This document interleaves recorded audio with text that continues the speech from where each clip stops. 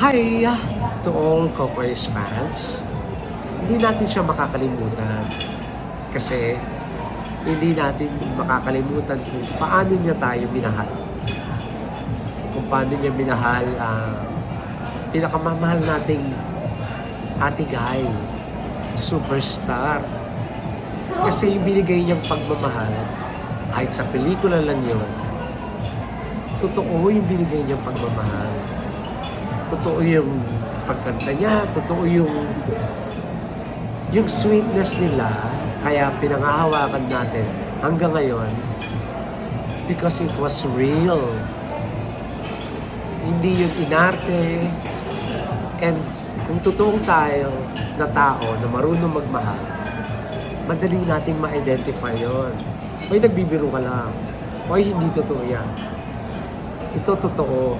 Kasi pareho silang magaling sa sining nila. Magaling si Ate Guy, magaling si Coco. Pero yung kagalingan nila, hindi yun i-drain. Hindi rin nila minapula. Magaling silang magmahal kasi sa tuong buhay, marunong silang magmahal. Minahal natin sila kasi sa totoong buhay, mabuti silang mga tao. Kaya babalikan natin yung mga nagawa nila. Kasi, ayun ang gusto natin sa atin. Na kapag mamahalin tayo, sana ganyang katotoo yung pagmamahal. Na kung meron tayong taong magmamahal sa atin, sana ganun kabuti. Kaya yung legacy nila, lagi yan nasa puso natin. Kasi, ayun na magiging panuntunan na, paano mo malalaman kung totoo? Paano mo malalaman kung gaano pa na magmahal? Pinakita nila, iniwan nila sa atin. And ayun, hindi natin siya marirelease. Ahawakan natin lagi siya. Kaya po, huwag tayong magsasawang magmahal. Huwag tayong magsasawang maging mas mabuti pang tao. Kasi they existed. Nakakaiyak naman yan. Hindi mo nakita si Ate Guy sa Miss Saigon in London? Yeah. Okay. For Sydney. Oo. At yung ganda panood niya kung hindi Manila, Broadway. Okay. So nakita nila yan. Baka ano nga, Broadway, napanood. Have you ever worked with a superstar? Yung dati kong manager ni Nora. Si Rene Arambulo naman. Kasi when I interviewed Kokoy, 2 months before he died, yun, parang na-amaze na ako sa mga sinabi niya talaga about Ate Guy. Alam mo Kasi kasi, nobody stood up for her talaga in such a grand way. It was only Kokoy Laurel.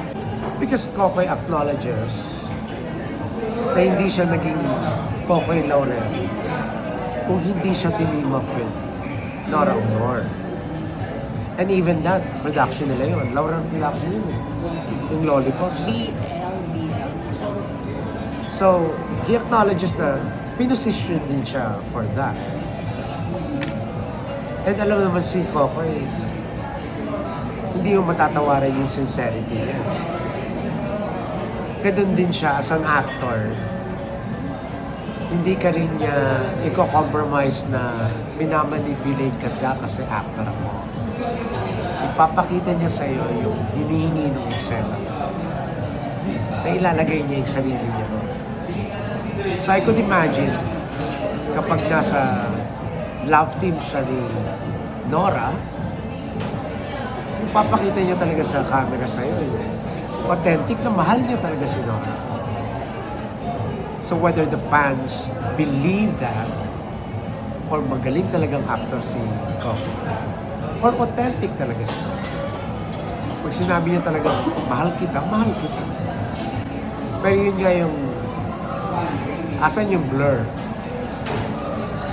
Pag pinaniniwala mo lahat, ang gagawin niya sa stage, Ganun din ba sa film yun? Hanggang saan? Kasi, or private lang sila, kung meron man silang ano. Kasi nga, kahit yung status between Nora and Coco, di ba? Diplomatic eh. Producer yung mga parents ni Coco eh. So kahit ikaw actress, kidaw ka din. Pero yung masa power ni Nora, elevated Coco eh. Sa consciousness ng mga masa. But you could say that with her love team with Pip. Or Christopher De Leon. Christopher De Leon, pinakasalan pa nga yun. Meron pang anak sila.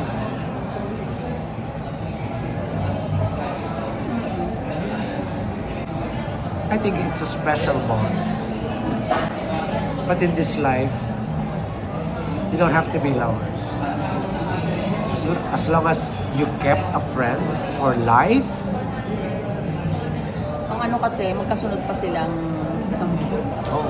magkasunod silang pass away kasi. whether we like it or not, yung mga love team is created by. Meron siyang commercial and Pero Bobby, anong favorite film mo ba ni Cocoy Laurel? OMG, mukha. Ha? Wala na yatang copy yun eh, no? oh, Gayahin mo nga. si Coco talaga sa akin lagi Joseph. Wow, the first time. Oo.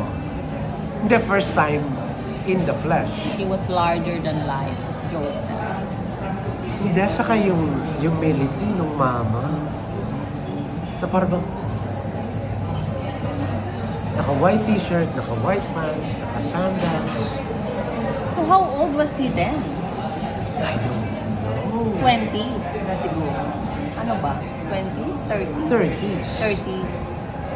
Parang ang gwapo naman ng outfit na yun. Na napaka-young. Parang Jesus Christ Superstar yata ang gagawin natin. Saka yung aura niya. So friend for life mo rin naman si Cocoy, di ba? Kasi nga, you share the journey na binigay ng Diyos. Eh. So, each and every one of us. Was the greatest lesson in articulate na lang the greatest lesson from Cocoy Laurel that you apply also in real life? I think to live your full potential as an artist. And artists are all expressions and manifestations. Ang mahirap sa pagiging artist is you go higher than the level of what is possible and real. To sacrifice din alam. Sa kapag nasa stage ka, posible yun. Pag nasa movie ka, posible yun. Sa totoong buhay, posible ba yun? Ang pinangahawakan mo na lang is, at least, I know kung saan nanggagaling. Kasi mahirap to portray love if you never love or you've never been loved. Kung hanggang saan, hindi natin masusukat yun. Our only measure is I allowed myself to love and I allowed myself to be loved without investing na hanggang saan. I think the Filipinos should stop believing yung forever, ang gusto natin yung forever na yun. Talagang you live day by day. And if that person needs to go on a different journey, on a different path, because of your love for that person, you allow that. And I think Cocoy is ganun. Cocoy will travel with a luggage full of love. So, inalisan niya man yung mga nandito, nung Dumating siya sa city, punong-puno yung kanyang luggage ng love na binigay niya naman doon sa mga taong unang makakakilala sa kanya. So I think we appreciate Kokoy na kahit hindi ka niya kilala, na kahit hindi mo siya nakilala, lagi siyang may bago. And ayun yung saint level niya. He's able to love anyone and everyone na makakasalamuhan niya. Totoo pala yun, ano? Talagang some people are saying santong araw. Oo. Oo. Na pumapasok pa lang siya, embrace niya lahat. Walang ano na, I need to get to know you, la la la la la la la. Wala. Parang tragic din kasi yung nangyari sa kanya na na-accident siya and then for the last few decades of his life, masakit eh. Parang masakit yung katawan niya. But then, It was a cross he had to carry. he knew how to live. He lived with one eye. Ano ba yung inborn? I think that's also an accident. So, So, ng mga kapatid niya, ang dami accident. marunong siya kuminda kung anong bibigay mo sa kanya. Hihinay niya, acceptin niya na hindi nababawasan yung kanyang love for God. Hindi niya kino-question. It was a big blow. Yeah. Those things that happened. But he was always texting you. Parang you were regular texting. Kasi nga lagi siya may prayer, di ba? Oh. Every day. Oo. And then pag nakikita kayo, parang nasa London kayo. O pag kami dalawa, parang nasa Sydney kami. Eh, kamabi ah. Madali ano eh. Kasi nga na-define yung journey. Konti lang kayo So, Sydney ang best memories mo with Kokoy. because, oo. Saka, ganun din eh. You become friends with people na meron na kayong investment.